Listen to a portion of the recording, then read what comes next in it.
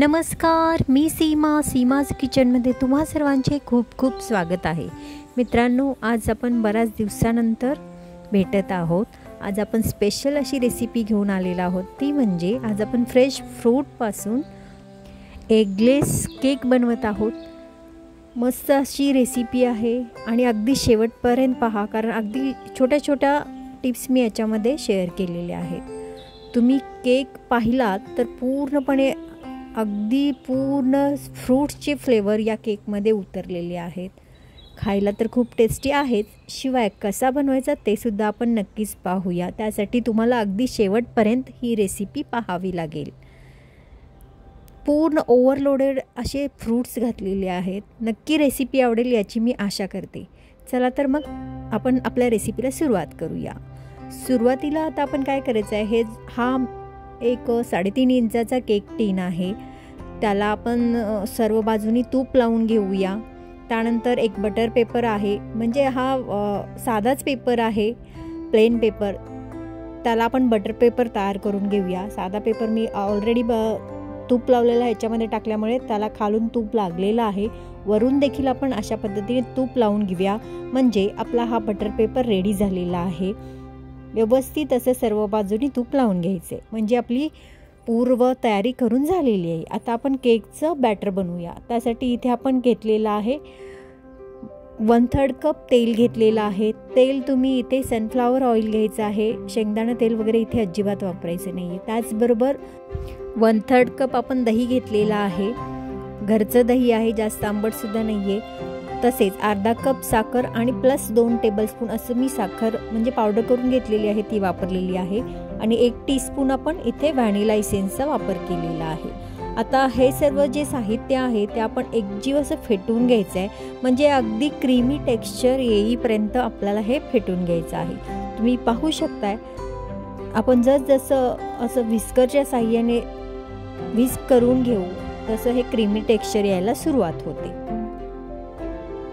साखर वगैरे पूर्णपणे विरघळवून घ्यायची आहे. मिक्सचर आपलं रेडी झालेलं आहे. आता याच्यामध्ये आपल्याला मैदा वगैरे घालायचा आहे. त्यासाठी मी यामध्ये घालत आहे 1 कप मैदा. 1 कप बरोबर मी इथे 3 टेबलस्पून मैदा घेते आहे. 1 कप प्लस 3 टेबलस्पून मैदा. प्रमाण अगदी व्यवस्थित घ्यायचं आहे आपल्याला. त्याचबरोबर याच्यामध्ये आपण घालत आहोत 1 टीस्पून बेकिंग पावडर आणि अर्धा टीस्पून आपण बेकिंग सोडा इथे वापरलेला आहे. बरेच जण याच्यामध्ये मिठाचा सुद्धा वापर करतात, पण मी अजिबात इथे मिठाचा वापर करणार नाही आहे. आता हे सर्व अगदी व्यवस्थित चाळून घ्यायचं आहे, म्हणजे आपलं जे बेकिंग पावडर आणि सोडा जो आहे तो व्यवस्थित मिक्स होतो असं चाळून घेतल्यामुळे.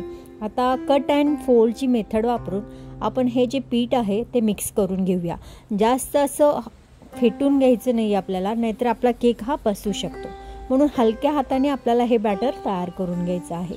आता हे बॅटर आपल्याला थोडंसं घट्टसर वाटतं आहे, त्यामुळे याच्यामध्ये आपण इथे अर्धा कप दूध घेतलेलं आहे. इथे नॉर्मल दुधाचा वापर करायचा आहे. थंड दूध अजिबात वापरायचं नाही आहे आणि गरमसुद्धा वापरायचं नाही. अगदी नॉर्मल दूध असेल रूम टेम्परेचरचं ते दूध आपल्याला इथे वापरायचं आहे. आणि दूध वापरताना सुद्धा अगदी थोडं थोडं करत वापरायचं आहे. पिठाचा अंदाज घेत आपल्याला या दुधाचा वापर करायचा आहे. जसं आपल्याला जाणवेल की अजून थोडंसं दूध लागेल, तशा पद्धतीने आपण थोडं थोडं करत इथे दुधाचा वापर करत आहोत. आता आपण जवळपास 1/4 कप दूध इथे वापरलेलं होतं. अजून थोडंफार मी घेते, म्हणजे अर्ध्या कपामधील आपल्याला जवळपास आपलं थोडंसं म्हणजे 2 ते 3 टेबलस्पूनच आपलं इथे दूध राहिलेलं आहे. अंदाजानुसारच इथे आपल्याला दुधाचा वापर करायचा आहे. पहा, बॅटर अगदी व्यवस्थित रेडी झालेलं आहे. अगदी पडेल इतपत असं आपल्याला हे बॅटर तयार करून घ्यायचं आहे. बॅटर रेडी झालेलं आहे आणि आपला केक बनवण्यासाठी जो टीन होता ते सुद्धा आपण रेडी करून घेतलेला आहे. त्यामुळे हे जे बॅटर आहे ते पटकन आपण याच्यामध्ये घालून घेऊया. आणि मी हा केक ओव्हनमध्ये करते आहे, त्यासाठी मी इथे 180 डिग्रीला ऑलरेडी 10 मिनटासाठी मी प्रीहीट करून घेतलेला आहे ओव्हन. आणि आता 35 मिनटासाठी मी इथे हा केक बेक करून घेणार आहे. कुकरमध्ये करत असाल तर सेम प्रोसिजर, फक्त 10 मिनिट प्रीहीट करून घ्यायचं आहे आणि 35 ते 40 मिनिट तुम्ही असं झाकून मध्यम आचेवर कुकरमध्ये देखील करू शकता. आता मी इथे 35 मिनिटाचं टेम्परेचर हे केलेलं आहे 180 डिग्रीला.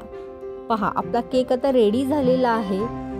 आता हा केक आपण थंड करण्यासाठी ठेवून देऊया। थंड करण्यासाठी इथे मी जाळी घेतलेली आहे। जाळीवर हे टीन तसंच ठेवून याच्यावर कपडा झाकून घेते, म्हणजे कडक होणार नाही केक। आता इथे आपल्याला केकसाठी जे फ्रूट्स लागणार आहेत फ्लेवर देण्यासाठी ते इथे आपण रेडी करत आहोत। त्याचबरोबर केक सॉफ्ट होण्यासाठी आपल्याला शुगर सिरप सुद्धा रेडी करायचं आहे। त्यासाठी मी इथे काय केलेलं आहे, 1 कप पाणी आणि पाऊण कप साखर घालून घेतलेलं आहे। साखर चांगली विरघळवून घ्यायचं आहे, थोडंसं पाणी उकळू द्यायचं आहे आणि पाणी उकळत आल्यानंतर याच्यामध्ये आपल्याला फ्रेश फ्रूट घालायचे आहेत। याच्यामध्ये मी किवी घेतलेली आहे, चेरी आहे, अननस आहे आणि ॲपल आहे। हे प्रत्येकी 1/4 कप घेतलेलं आहे। हे आता आपण या सिरपमध्ये घालून घेऊया। थोडा वेळ असं उकळवून घेऊया याच्यासोबत, म्हणजे चांगले हे शुगर सिरपसुद्धा म्हणजे आतून खेचून घेतील आणि थोडेसे सॉफ्टसुद्धा होतील। म्हणून इथे आपण हे थोडेसे म्हणजे 10 मिनिटच आपण या फ्रूट्सनं या पाण्यामध्ये उकळवून घ्यायचं आहे। पहा याचा कलर पहा लगेच थोडासा चेंज झालेला आहे, कारण साखरेचं पाणी आहे आणि त्यांनी ते चांगल्या पद्धतीने ऑब्झर्व करून घेतलेलं आहे। आता हे जे फ्रूट्स आहेत ते आपण गाळून घेऊया। एका झाऱ्याच्या साहाय्याने हे मी आता वरच्यावर काढून घेते आहे। सर्व फ्रूट्स आपण हे अशा पद्धतीने काढून थंड होण्यासाठी ठेवून देऊया, म्हणजे बाहेरच थंड करून घ्यायचे, फ्रीजमध्ये अजिबात ठेवायचे नाही आहेत। आणि हे जे पाणी आहे ते सुद्धा आपल्याला थंड करून घ्यायचं आहे। हेच पाणी आपण केक सॉफ्ट होण्यासाठी शुगर सिरप म्हणून वापरणार आहोत, म्हणजे याच्यामध्ये या फ्रूट्सचे फ्लेवर ऑलरेडी उतरलेले आहेत। आता पाणी थोडे काढून घेऊया आणि एक 2 ते 3 टेबलस्पून इथे मी पाणी ठेवलेलं आहे, ते शुगर सिरप। याच्यामध्येच मी अजून 1 टेबलस्पून साखर घालून घेते आणि आपल्याला इथे आता फ्रूट केक आहे तर गार्निशिंग करता मला अजून फ्रूट लागणार होते।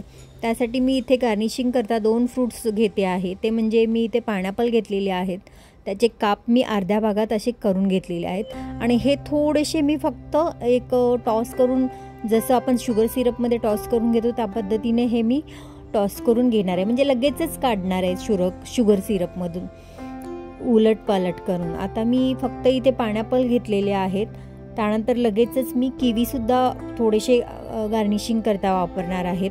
त्यासाठी मी इथे किवीसुद्धा याच्यामध्ये घालून, ज्या पद्धतीने आपण पायनॅपल करत आहोत शुगर सिरपमध्ये हे काढून घेणार आहोत, त्याच पद्धतीने किवीसुद्धा आपल्याला करून घ्यायचं आहे। एक 2 ते 3 मिनिटांनी लगेचच आपल्याला हे पूर्ण काढून घ्यायचं आहे। अगदी लो गॅसवर आपल्याला हे करून घ्यायचं आहे, कारण मग जास्त शिजले की फ्लेवर पूर्णपणे या पाण्यामध्ये उतरेल। फक्त आपल्याला या ज्या फ्रूट्स आहेत त्याच्यामध्ये थोडंसं शुगर सिरप गेलं पाहिजे, अशा पद्धतीने आपण इथे या फ्रूट्सनं शुगर सिरपमध्ये कव्हर करून घेत आहोत। आता किवी देखील आपण अशाच पद्धतीने करून घेऊया। छान रेसिपी आहे, तुम्ही सुद्धा अगदी करू शकता घरच्या घरी। आणि बऱ्याचदा कसं होतं, जर इमोशनल असं काही असेल की बऱ्याच लोकांना बाहेरच्या केकपेक्षा स्वतः जर आपल्याला बनवायचं असेल तर तुम्ही अशा पद्धतीने बनवू शकता। आता जे फ्रूट्स आपण हे केले ते थंड होण्यासाठी ठेवलेत। आता आपण इथे व्हिप क्रीम करून घेऊया। त्यासाठी मी इथे एका बाउलमध्ये बर्फ घेतला आणि त्याच्यामध्येच हा मी 1 कप व्हिप क्रीम वापरत आहे। मी बर्फ एवढ्यासाठी इथे वापरलेला आहे कारण क्रीम जे आहे ते व्हिप करत असताना थोडं जास्त म्हणजे पातळ होतं, त्यासाठी हे पातळ होऊ नये आणि व्यवस्थित असं पटकन आपलं व्हिप क्रीम रेडी व्हावं यासाठी मी इथे बर्फाचा वापर केलेला आहे। आणि ज्यावेळी आपण ते डिझाईन करू, कोनमध्ये वगैरे भरू, त्यावेळी डिझाईनसुद्धा छान येते। आपलं व्हिप क्रीम रेडी कसं झालं ते पाहण्यासाठी आपल्याला एक ट्रिक वापरायची आहे, म्हणजे जे आपण व्हिप क्रीम ओतलेलं भांडं आहे ते उलटं करून पाहायचं आहे। जे जर ते पडलं नाही तर समजायचं आपलं हे क्रीम आता रेडी झालेलं आहे। आता सर्व तयारी आपली झालेली आहे। आता आपण केक क्रीम लावून घेऊया केकला। त्यासाठी मी केक डिमोल्ड करून घेते। केक मस्त झालेला आहे। आता आपण या केकला कट करून घेऊया। आपण 3 लेअरमध्ये आपण हे केक कट करणार आहोत। वरचं आपण थोडंसं हे काढून घेऊया कारण कडक थोडाफार झालेला आहे, त्यामुळे मी हे वरचं सर्व काढून घेते आहे। आणि जो वरचा लेयर आहे तो मी मध्ये वापरणार आहे. म्हणजे काय होईल, शुगर सिरप लावल्यानंतर तो सॉफ्टसुद्धा होईल आणि आपल्याला नंतर जाणवणार सुद्धा नाही. पहा, अशा पद्धतीने मी या केकचे 3 लेयर करून घेते आहे. जर पूर्ण केक थंड झाला तरच कट करायला घ्यायचा आहे. जर गरम थोडा जरी असेल तर तुमचा केक कट व्यवस्थित होणार नाही. आता आपला केक रेडी झालेला आहे. आता आपण क्रीम कसं भरायचं कोनमध्ये ते पाहूया. यासाठी मी इथे एक ग्लास घेतलेला आहे. या ग्लासमध्ये सुरुवातीला हा कोन आहे तो अशा पद्धतीने लावून घ्यायचा आहे आणि क्रीम भरून असं टॅप करायचं, म्हणजे क्रीम आपोआपच खाली जातं. याच्या पुढे तुम्ही कोणत्याही प्रकारचं जर नोझल वापरत असाल तर ते सुद्धा नोझल तुम्ही याच्या आधी घालून घ्यायचं आहे. आता इथे आपल्याला केक मी ह्या पॅड घेतलेला आहे, याच्यावरती मी फॉईल पेपर लावलेला आहे आणि थोडंसं क्रीम टाकून हा आपण पहिला लेअर इथे मी ठेवलेला आहे. सुरुवातीला तुम्ही चमच्याच्या साहाय्याने सुद्धा शुगर सिरप वापरू शकता. या स्प्रे बॉटलमध्ये जर तुम्ही ते पाणी भरलं आणि स्प्रे केला तर एकसारखं असं हे पाणी व्यवस्थित वापरलं जातं सर्व बाजूनी. आणि क्रीम आपल्याला असं कोनमध्ये भरून जर वापरलं तुम्ही तर व्यवस्थितरित्या एकसारखं असं क्रीम वापरलं जातं. पहा, पहिला आपण हा आता लेअर इथे मी जास्त क्रीम वापरणार नाही आहे. क्रीम आपलं थोडं झालेलं आहे पहिल्या लेअरवरती. मग जे आपण फ्रूट्स थंड करून घेतले शुगर सिरपमधून काढलेले ते फ्रूट्सचा लेअर आपण सुरुवातीला इथे द्यायचा आहे. त्यानंतर दुसरा लेअर ठेवायचा आहे. त्यालासुद्धा आपल्याला पूर्णपणे शुगर सिरपने भिजवायचं आहे. मी स्प्रेमध्ये शुगर सिरप घातलेला आहे त्यामुळे तुम्हाला समजून येत नाही आहे आणि चम्मचने देखील सुद्धा तुम्ही घालू शकता. अशा पद्धतीने आपण असे सर्व लेअर्स आपण एक एक करत लावून घेऊया. मला इथे या केकला जास्त क्रीम नको आहे म्हणून मी इथे थोडाशा क्रीमचा वापर करत आहे. जसा आपण पहिला लेअर बनवला त्याच पद्धतीने दुसरा लेअर लावून क्रीम लावून आपण हे फ्रूट्स सर्व पसरून घेत आहोत. आता आपला हा शेवटचा आणि तिसरा लेअर वरती असणार आहे, तो सुद्धा घालूया. सेम प्रोसेस करायचे. याच्यावर सुद्धा पूर्णपणे आपण शुगर सिरप पसरवून घ्यायचे. म्हणजे शुगर सिरपमुळे काय होतं, केक एकदम सॉफ्ट असा तयार होतो.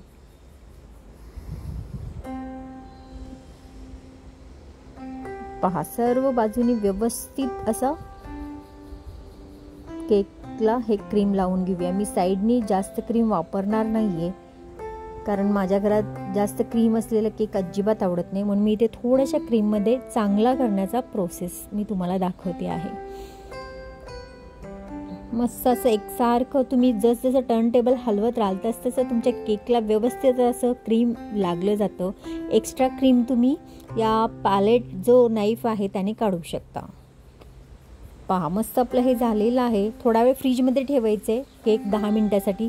त्यानंतर मी इथे थोडंसं डिझाईन करण्यासाठी हे स्क्रॅपर मिळतं मार्केटमध्ये. अशा पद्धतीचे 3 प्रकारचे असतात. याच्यामध्ये हे डिझाईनचं स्क्रॅपर घेतलेलं आहे आणि मी साईडनी याचीही डिझाईन अशा पद्धतीने बनवत आहे. मस्त अशी आपली साईडची डिझाईन झालेली आहे. आणि आता इथे वरती आपण थोडेसे स्टार काढून घेऊया. मी ते स्टार नोझल मोठ्या आकाराचं आहे ते वापरलेलं आहे. नंबर म्हणाल तर 8 नंबरचा आहे. आता हे सर्व आपण गोलाकारात आपण असे स्टार करून घेऊयात. मस्त अशी ही डिझाईन तयार होते आणि केक देखील खायला खूपच सुंदर लागणार आहे कारण पूर्णपणे आपण इथे फ्रेश फ्रूटचा वापर केलेला आहे. कोणतेही आपण फ्रोझन फ्रूट इथे वापरलेले नाहीत. आणि केक हा रेडी झाल्यानंतर आपण जवळपास 1 तासासाठी आपल्याला इथे फ्रीजमध्ये ठेवून द्यायचं आहे, म्हणजे केक सेट होण्यासाठी. 1 ते 1.5 तास जास्तीत जास्त जरी ठेवला तरी सुद्धा चालेल. पहा, आपली ही साईडची डिझाईन पूर्णपणे तयार करून झालेली आहे. आता याच्यावरती आपल्याला पूर्ण फ्रूट्स ठेवायचे आहेत. सुरुवातीला मी इथे किवीचे बारीक काप करून घेतलेले आहेत, ते मी मधोमध ठेवणार आहे. तुम्हाला हव्या त्या आकारात तुम्ही डिझाईन इथे करू शकता. मी एकदम बारीक आकारात इथे मी किवीचे काप करून घेतलेले आहेत, ते मधोमध ठेवून घेते. साईडनी मी शुगर सिरपमध्ये मी पायनॅपलचे जे स्लाइस होते ते मी शुगर सिरपमधून टॉस करून घेतलेले आहेत, ते आपण साईडनी गोलाकार आकारात ठेवून घेऊया. मस्त केकचं कलर पहा, मस्त सुंदर दिसतो. त्यानंतर आपल्याला याच्यानंतर साईडनी ग्रीन कलर घ्यायचा आहे, त्यामुळे मी ते जे किवीचे आपण शुगर सिरपमधून काप काढलेले आहेत ते काप इथे मी साईडनी गोलाकार आकारात काढून घेते आहे.